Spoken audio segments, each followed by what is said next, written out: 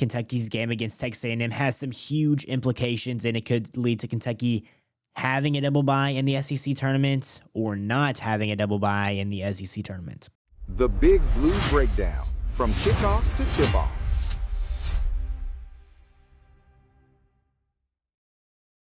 Welcome in, everybody, to the Big Blue Breakdown, where we cover Kentucky football and basketball. I'm Jackson Thurman. I appreciate you guys listening to episode 131 here on the podcast. And if you guys enjoy the show, help us out on YouTube here, Spotify, and Apple Podcasts by liking, subbing, and then go check us out on social media, guys. You're missing a lot of extra content if you don't do that. The ad is BigBlue_Beatdown on TikTok, X, and Instagram. So in today's show, we're going to be previewing Kentucky's huge game against Texas A&M with a crap ton of implications in this one, as I've already mentioned. And man, it could be one of those things where if you lose in your first game in the SEC tournament, you look back at this game like, man, if we were just to get this one, we would have had that double bye. And this is where this implication comes in right here, because Kentucky has a shot with winning this basketball game to put themselves in a double bye situation, top 4 SEC seeds in the tournament. That's what this game is about. I mean, really, like 100%. These are the implications of this game. This is why this game is so huge, because that then correlates to the NCAA tournament, which obviously means everything. But before we jump into everything in today's episode, I want to give a quick shout out to our sponsor, W Energy. If you're looking for clean energy with no sugar and no crash, W is the way to go. It helps me stay locked in for game days, late nights, and all these breakdowns. If you want to try it out, make sure you use my code BIGBLUE10 at checkout for 10% off. That is Big Blue 10. Okay, let's jump right into this matchup between Kentucky and Texas A&M. I want to tell you guys a little bit more about Texas A&M, what they do good, what they do what they've struggled with, their impact players, and then the projections on this game. So overall, right now, Texas A&M and the Aggies, Buckyball. That is what they call. Bucky, who is head coach of Texas A&M right now in his first year. He has been very, very successful in his first year. 19-10, 7th in the SEC. This team and the Aggies used to hold the number 1 spot for the first place in the SEC, but they are 2-6 in their last 8 games. So overall in KenPom, they are 38th overall, 48th offense, 41st defense, and 29th adjusted tempo. So what does this team do well? What does this team hang their hat on? What is their play style? That's what we're really going to get into here. They play with a lot of pace. They play with great pace, as I would like to say. This team loves to get up and down the floor, and that is what they're going to want to do against the Cats, and that's what they've done all year, is get up and down the floor. They're going to try to shoot a lot of threes. They're making 36.5% of their threes, and they're shooting a good amount of them. They're shooting an absolute crap ton of them at some points. They actually take care of the ball pretty well. Pretty much all season they've taken care of the ball pretty well. One of the best teams in the SEC percentage-wise and not giving up the ball. And they turn you over. And they do this with pressing you the entire game. Texas A&M is going to press the entire game. What is their play style? They're going to shoot a lot of threes. They're going to get up and down the floor, and they are going to press you the entire game. Play with smaller guards, not a huge team. They kind of like Georgia in that aspect, which is probably better. Again, they have 8 steals a game, and that is caused with great pressure from the press. What does this team struggle with, especially most recently? Their identity of shooting threes efficiently has dipped in these last 8 games. They haven't made it to the charity strike consistently, and that has really, really hurt their offensive game and getting easy points there at the line. And then in some games where they struggle, they have had some high turnover percentage. You look at Bartorvik, I believe they had a turnover percentage in one game of 20%. So 20% of the time, they were giving the ball up. They were coughing it up to the other team, which is not good at all. So we now know their play style. We now know what this team has struggled with in the last 8 games. They're 2-6 in the last 8 games. They started off SEC play hot. I mean, obviously holding that number 1 spot. They were really, really hot at one point. But now they have definitely taken a huge dip, 2-6 in their last 8 games. So let's get to their impact players here. Impact players for Texas A&M. You have to start with Rashawn Ag, the USC transfer. 14.3 points per game, 8.8 rebounds. So he leads them in points, rebounds, and blocks, sitting at about a block per game, also dishing it out for about 2.5 assists per game. So this guy's really done everything for this team. He is shooting around 50% from the floor. Not a great three-point shooter, only shooting 23% from beyond the arc, but this guy has been very, very good. He's probably going to be a matchup that somebody like Mo Diabate may draw a couple of times in this one. That's what I kind of see happening is a guy like Mo. You just kind of throw him up against him, let him try to be physical against Rashawn.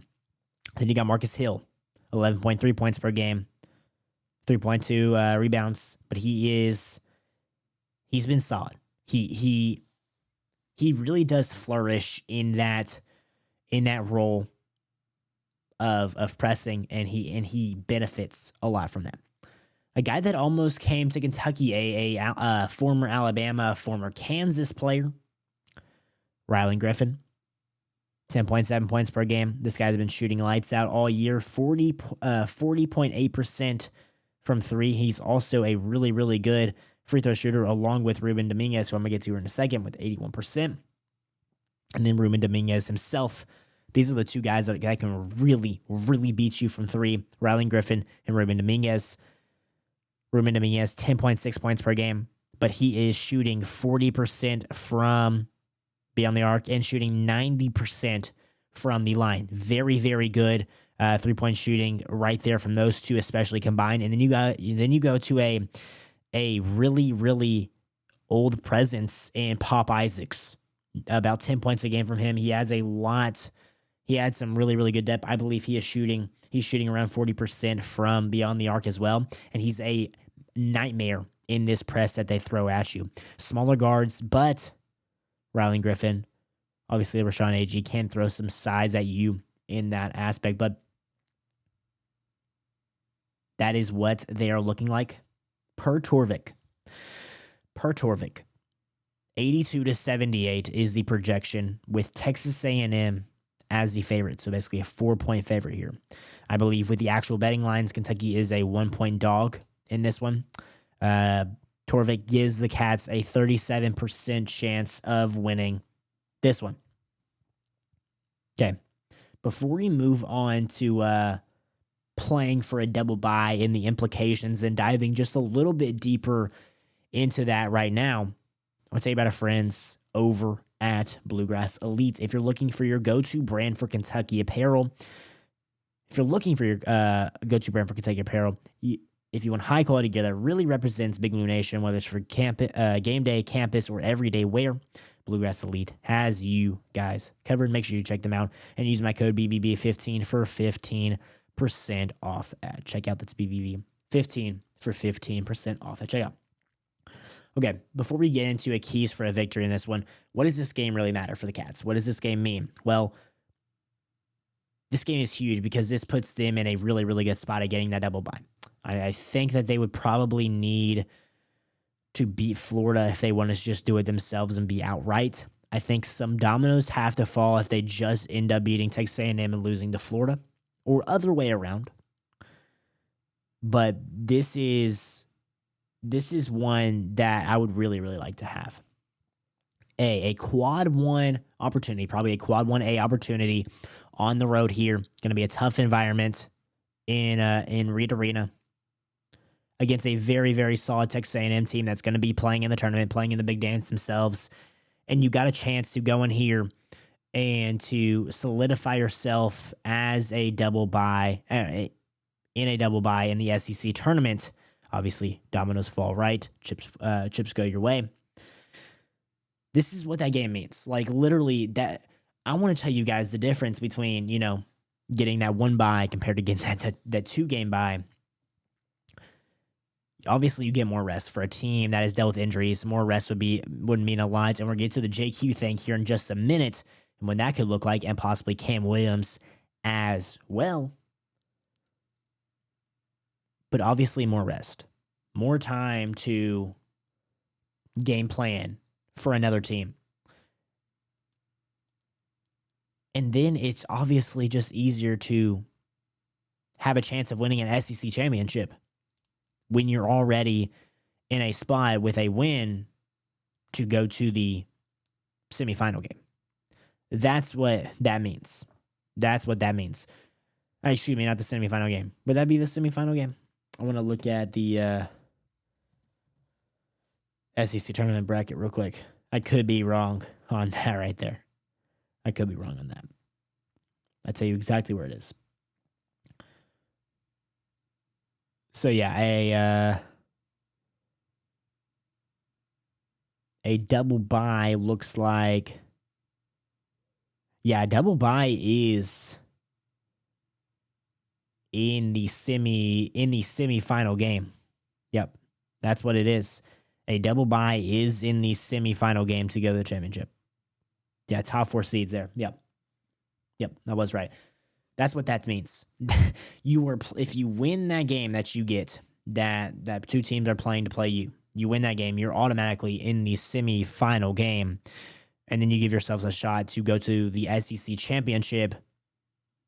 And then if you win the SEC championship, obviously you're gonna be this may move you a seed line. It's gonna be easier to move a seed line if you're in a better position. So that is what this game implies and what it means. So now, looking at this game now specifically, like looking at really deep into it, what does Kentucky need to do to get a win? Well, simply, these are the 4 things Kentucky is going to have to do to get a win over the Aggies.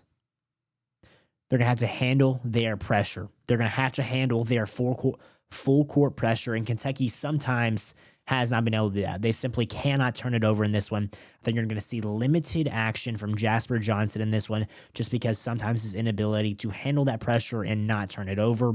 You have to be able to handle their pressure, not let them get easy points here and there, and that builds a lot of momentum for them. You got to take care of the ball.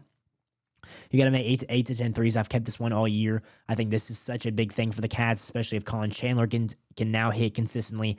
Aberdeen, all these guys can hit some threes. I think it's going to be huge if they can hit 8 to 10. I'm going to continue to say that for the rest of the season. We got to jump on them early. This is a team that you really can't get behind on. This team in Kentucky. Obviously, they have been a lot better at not falling behind, but this is especially one that you can't do that because they will lay it on you with an amazing press. It's going to make it so much harder to get back in the game, and with a really, really solid offense. You cannot be down on this team. You got to jump on them early.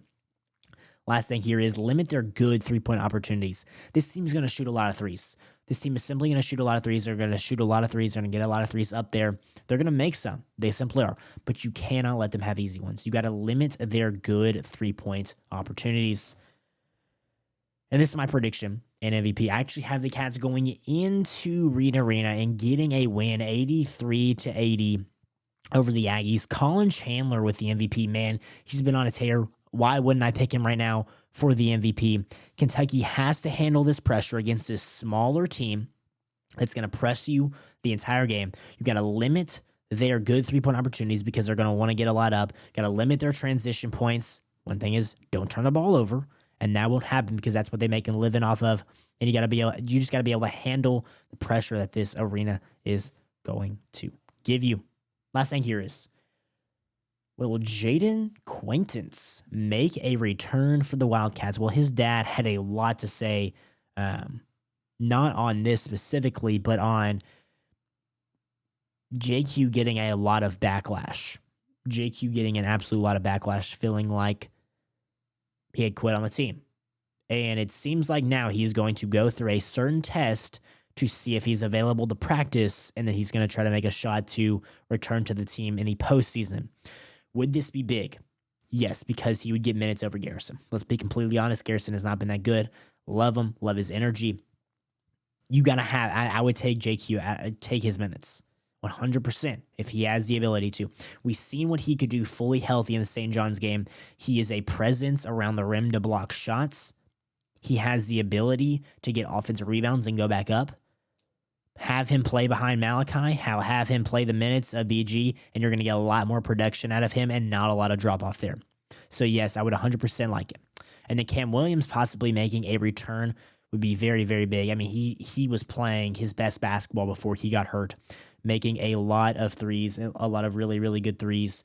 And he was able to expand this offense, especially with Colin Chandler now him just going off as of recently. Those two making threes together would be absolutely amazing. And then if he can, I don't know if exactly his defense is going to translate again because of the foot injury. I'm not sure about that. I'm not sure exactly if he's going to be 100%. I'm not sure if JQ is going to be 100%. But I'm just saying, if you can get these guys to be at what they were 100%, man, this team is going to be so scary going into March. But I appreciate you guys tuning in here. Episode 131. I think the Cats will go into Reed Arena and get a big win over the Aggies. Put your guys' score predictions in the comments. Tell me what you guys think about this one and the implications. And do you guys think Kentucky will get a double bye in the SEC tournament? And how big will that be for the Cats? And as always, go Cats.